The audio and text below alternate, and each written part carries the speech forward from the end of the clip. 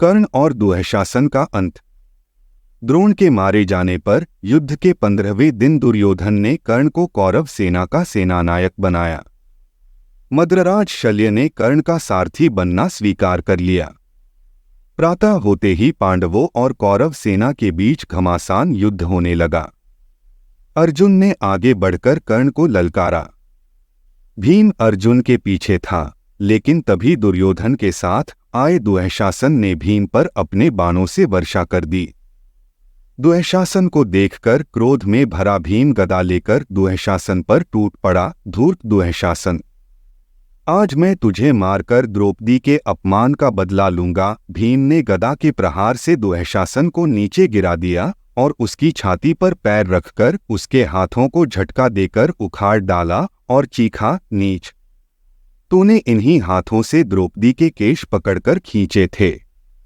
आज मैं तेरा लहू पीकर अपनी प्रतिज्ञा पूरी करूंगा। भीम के प्रहारों से दुःशासन के प्राण पखेरु उड़ गए। भीम खड़ा होकर जोर से चिल्लाया, गया एक पापी इस संसार से। मेरी प्रतिज्ञा पूरी हुई। अब दुष्ट दुर्योधन की बारी है। नहीं छोड़ूंगा उसे। भीम के भयानक रूप को देखकर कर्ण का हृदय दहल गया। शल्य ने उसे दिलासा दी, कर्ण, तुम तो वीर हो। इस तरह हताश होना तुम्हें शोभा नहीं देता। अर्जुन से युद्ध करके या तो विजयश्री प्राप्त करो या फिर वीरोचित स्वर्ग। अर्जुन और कर्ण के मध्य घोर संग्राम छिड़ गया। कर्ण ने क्रोध में भरकर अर्जुन पर काले नाग की तरह जहर उगलते बाण को चलाया। अर्जुन की ओर उस बाण को आता देख श्री कृष्ण ने रथ को अपने पैर के अंगूठे से दबा दिया। इससे रथ जमीन में 5 उंगल नीचे धंस गया। कर्ण का छोड़ा गया बाण अर्जुन के मुकुट को ले उड़ा। इस पर अर्जुन ने गांडीव से भयानक बाण वर्षा कर दी। ठीक उसी समय कर्ण के रथ का पहिया धरती में धंस गया। कर्ण घबरा गया।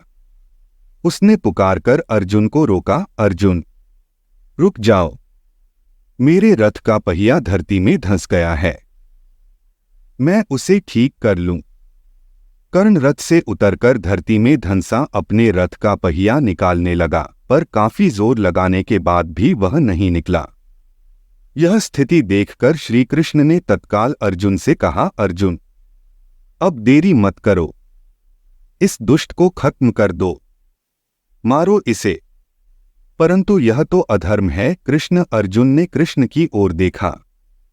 अर्जुन, धर्म की बात मत करो। तुम भूल गए इस पापी की वह बात जब कौरवों की सभा में इसने द्रौपदी का परिहास उड़ाते हुए कहा था, तेरे पति आज तेरे काम नहीं आए।